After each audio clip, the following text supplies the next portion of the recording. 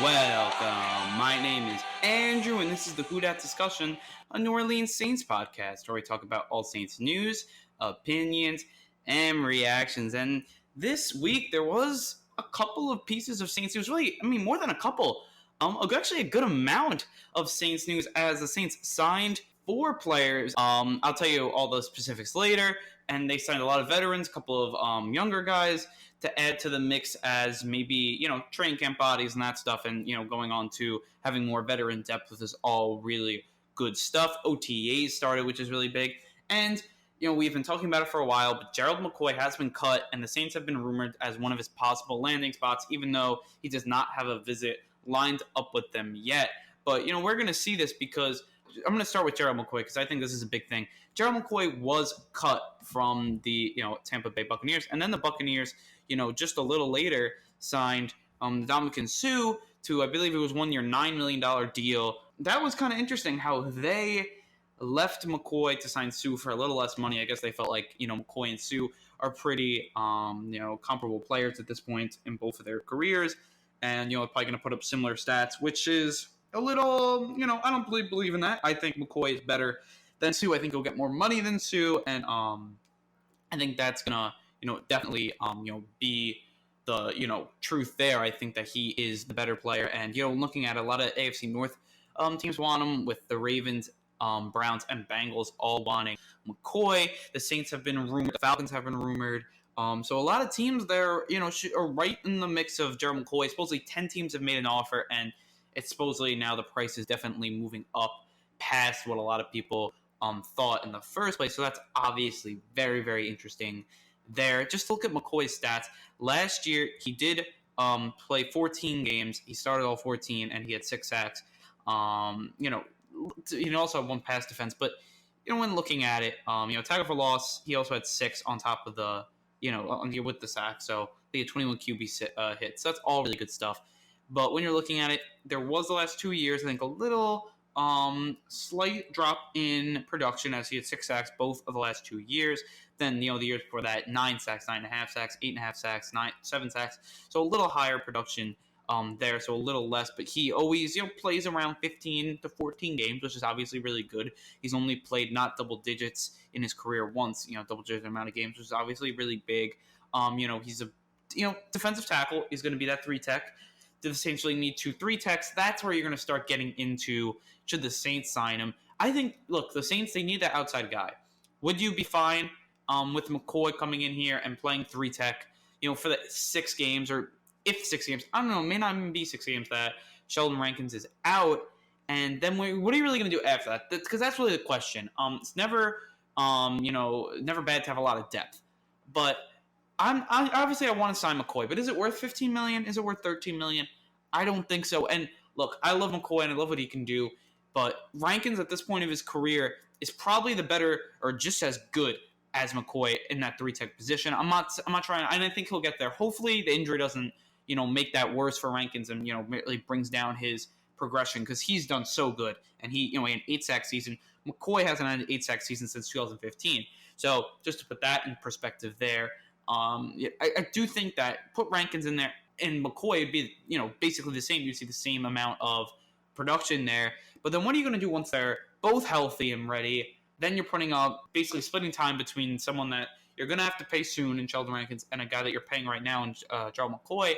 If you're paying him $13 million to play half the amount of snaps, that's going to be tough unless you're going to tell one of them to play 1 tech. But I don't know if either one of them are going to want to play 1 tech or could play 1 tech. So, or do you put 2-3 techs in there and see what happens? It's, look, the Saints, I bet they can make some, packages work for them, in the way they got to do it. But to me, it's, I don't know if it's worth it there, because, the Saints obviously having a 1 tech in, Malcolm Brown, I think it's an upgrade over Tyler Davidson. You just paid him a decent amount of money. So you are stacking the interior defensive line, which is always good. But the Saints do need that defensive lineman, defensive end, to really go along Marcus Davenport. Or the Saints are just going to say, Marcus Davenport, first round pick, we moved up a lot to get him. He's got to step up. Then that's one thing you got to say, but I think you say it now. Don't go hiding it and saying, we have a couple guys. Say, Davenport's our starter, and we're ready to go with that. And I'd be fine with that. I guess, look, I would want that guy. I want the lineman. But at this point, who really are you going to get? We talked about some guys like Andre Branch. But, is that the guy that the Saints really want to get?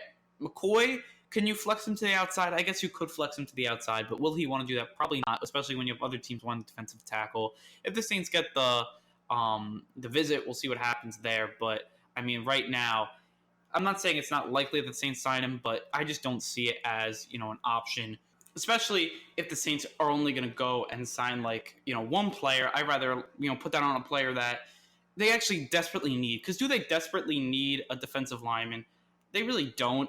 And a interior defensive lineman. They need that defensive end. And maybe call it desperate, maybe not. But it's definitely, a player that the Saints should look at, and getting is more of an end type player. I'm not saying like Jared McCoy would be a bad player for the Saints, but if you're going to pay him $13 million to play full time for half the games and only play half for the other, is it really worth it here? You're not going to pay Nick Perry as an outside linebacker, even though you don't play that 3-4 position, so he doesn't really fit with you. And then you really got to go all the way down to Andre Branch. And look, I'm not saying that nothing against Andre Branch, but you might as well just go with Davenport at that point. I don't know how much Andre Branch will help. I think he's going to help a little bit at least, because I think he'll be able to give you a couple of sacks off the end. The Saints already kind of have that type of player in Mario Edwards, so it is what it is at this point here. I do think that when looking at it, it's a possibility that they sign Gerald McCoy. He's a great player. If they signed him, I'd be very happy, but maybe you go out and sign a wide receiver with that money that you would use.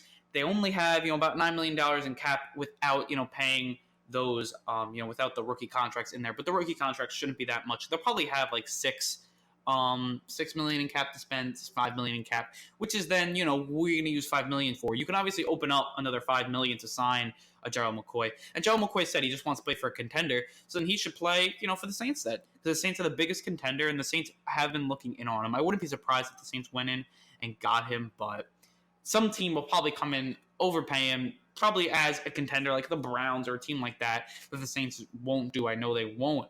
But I think we'll see what happens here. But that's just what I feel about the Gerald McCoy story there. Also, the Saints did sign 4 new free agents, and they also cut Derek Newton. So a lot of signings here. So we're just going to go through it. First of all, Marshall Newhouse. He's a veteran left tackle. So this is maybe their move to take that, Jermon Bushrod, role there. He's kind of that older player that, he's started, though, for a lot of teams. He's a guy that has played for the Giants. He's played for, I believe, the Raiders. I'm going to look it up right now to make sure and confirm that for you guys. He's played for the Packers.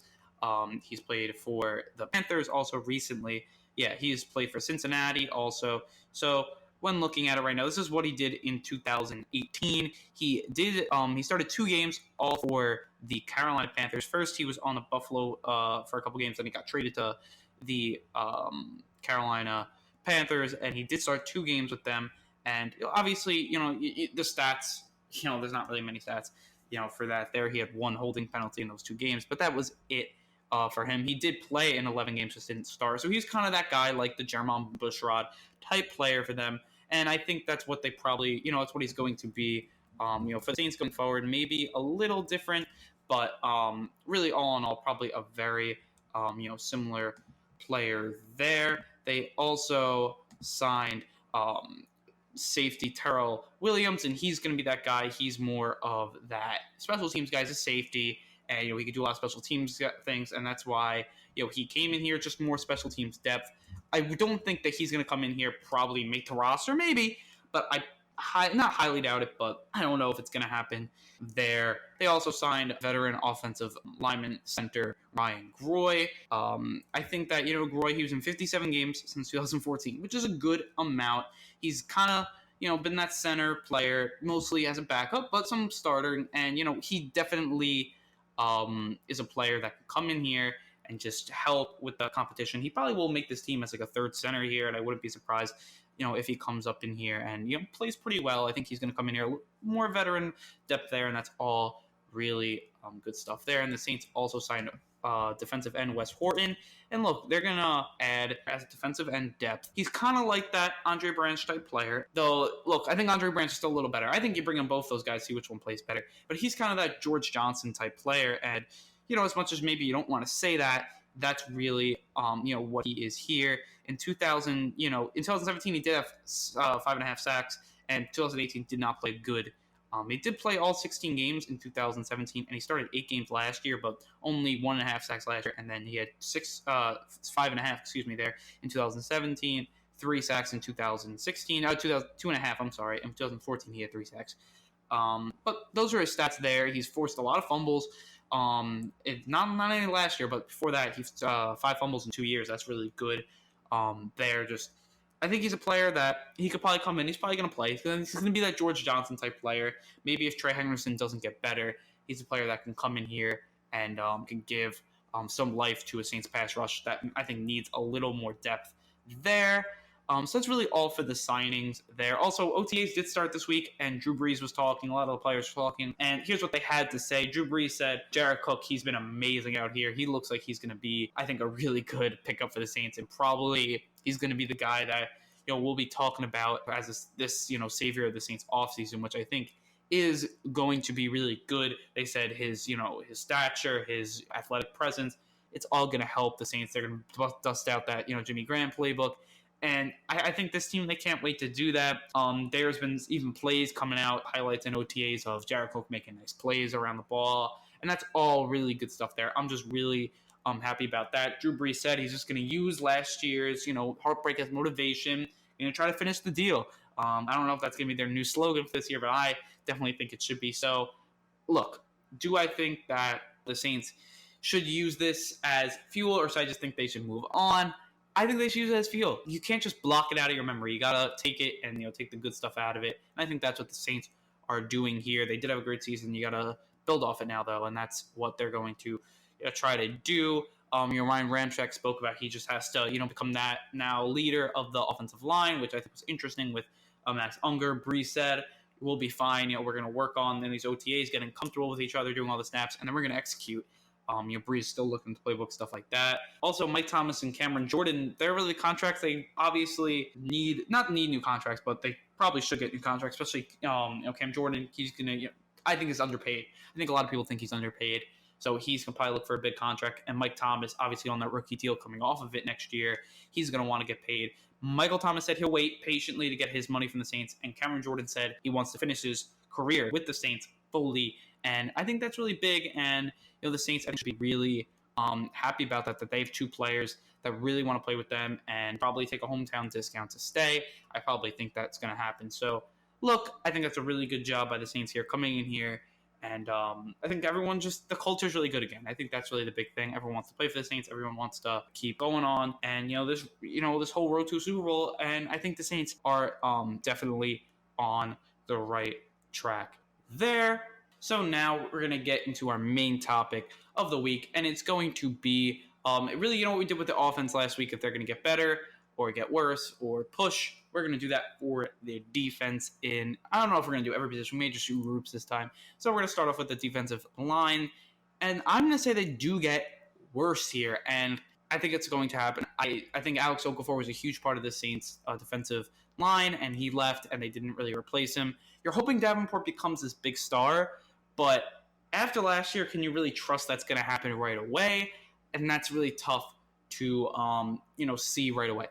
Can he come in here, 10-sack season with Cam Jordan, have another 10-sack season? Yeah, it's possible, but is it likely? I don't know. I don't think Wes Horton, Trey Henderson are able to fill that role with Davenport. Maybe they will be able to, and I'll be proved wrong. But I do think that this team will get a little worse in a dominant defensive line. When you go interior defensive line, you're probably going to get a little worse. I think they did get a better at the one tech, but really every other position, they weren't able to really upgrade. They stood the same, or I think maybe even got a little worse there. That's what I think there. Also, the linebackers, I'm coming in here. I'm going to say it's either a push or they actually got better. I really do, because I think Anzalone's going to get better after he had a big season. Also, you got to look at DeMar Davis. Obviously, great player. We all know that. And then also AJ Klein coming in now to his 30, I believe now, of his deal. So that's all, I think, really good stuff. I think they're going to be coming back solid as ever, and I think it's just going to be really good stuff. And then I think this is where the Saints really got better, is the secondary. I really do. I think this is going to make the Saints team better the most. I think it's going to have more impact than the defensive line getting worse. I think, look, the addition of a Gardner Johnson here is really big. Really, really big, and a huge addition. I'm so happy that they did that. He's coming in there playing slot corner. Really, it's going to help the Saints. Also, with Patrick Robinson coming back, that's going to help the Saints, make the Saints get better. Lattimore, I think, is going to have a big third-year jump. That's going to make him better. Eli Apple getting more acclimated. That should be better. And then you have all that depth with P.J. Williams, Ken Crawley, Justin Hardy, Chris Banjo, and then your safeties. You're looking at Von Bell, Marcus Williams, I think, will take that third-year jump. I really, really like this Saints secondary so much. I really do, guys. I do think that when you look at it, and when you go even to the technical standpoint, which I'll tell you guys about with some players, I do think when looking at it, Marcus Williams, I think last year, he did get a lot on his plate, which is, it was understandable. He was really good in 2017, so they were going to try to give him more, and he couldn't handle it. I think, look, he just wasn't ready, guys. I think now he's going to come back a year stronger, a year more intellectual. I really think that's the big thing, the football IQ. And then they were moving him farther back so he had more time to recognize the plays, but that hurts you because now you got to play in range of farther distance. So now they're able to move him up a little farther so he can recognize it and he can make big plays, because I really do. I think he was just like a second away for a lot of plays in 2018, and I think now bring him a little closer. He can recognize it. It's going to help the Saints, really improve big time, and I really do believe in that. Von Bell, the technique he was using to guard the tight ends last year was so good. Especially if you want to watch some tape on it. I think I may do a video on it. It was on Zach Ertz in that playoff game. Really good job. It was really good film. The way he was squaring up to him, made a play on him. It's one of the best games that Von Bell's ever played, and I think it was really good there. And then when you're looking at Lattimore, also a player that could come in here and do some really good stuff, and I think he's really maybe regressed a little this year, but at the end he was really ready to go. Players weren't even throwing to him. It was really, you were welcoming into the marsh, and he was coming up and playing really good there. So I think we're going to end this episode just a little early, because I do want to talk about some of the future plans of the Who Dat discussion, because I think the film studies will start again. I think that's going to start next week. And then also starting as soon as Monday. I'm not really sure if I can do it Monday or Tuesday, but we'll definitely get to you on that. I do want to start doing some live streams on YouTube. I got the spot, got all the equipment for it, and I think we're all ready to go. And I can't wait to talk some Saints with you guys live. I think that episode will be more like Saints history, best Saints moments, stuff like that. So let's have a chat. Anyone that, any Saints fans want to come, any NFL fans will come and talk and have a good time there. I really can't wait to start that one, to announce that. That's really big. Also, we're going to start these film studies, going to even be even more interactive than they were before. We're going to work on some visuals to make that better. And then also, we're also going to work on some, maybe even a logo change, a little of that stuff, as, we haven't changed our logo for quite some time. It's really since the beginning, or close to the beginning, probably the beginning of last season. So maybe we'll change the logo again there. I think, just nicer, visual art stuff will really help us on that. But I did want to tell you guys about that, because this podcast, I haven't said it in a while, but I want to say it's really for the fans. I started it because I just wanted a Saints fan. I wanted to get my opinions out there. Being from New York, I didn't talk to many, Saints fans, and now I got, the chance to do that. So it's it's been a great experience so far, and we are growing. Slowly but surely, and I just want to keep growing and put out more content. I know as much content hasn't been out lately, so I'm really sorry about that, but I'm going to ramp it up this week. I'm going to start, and we're going to be ready to go there. I'm going to be working on a lot of technical stuff this weekend, and by next week, early next week, we'll be ready to go for some live videos, some film studies, and hopefully some interviews in the future. I know I've been promising on that, and we are working on that there. So, with all that said, I think it's time to wrap up this podcast. If you like this episode and like all our content we're bringing you, you can follow us on Twitter at the WhoDatDis, on Instagram at WhoDatDiscussion, and on Podomatic at the WhoDat Discussion. And then also you can subscribe to our YouTube channel, our iTunes channel, and then also our Spotify channel, as well as our Google Play channel at the WhoDat Discussion. On YouTube, please leave that thumbs up, hit that notification bell, leave a comment down below. That's all really helpful. On iTunes, give us that 5 out of 5 review. That's also, really helpful there. And also on Spotify, definitely give us that, love button, that like button. That's also really helpful there to show that it is one of your best podcasts, because whenever a new podcast comes out, it will notify you. So that's obviously really good, so you can get our content out quick and ready to go to listen to. So with all that said, I want to say thank you, finish the deal, and who dat?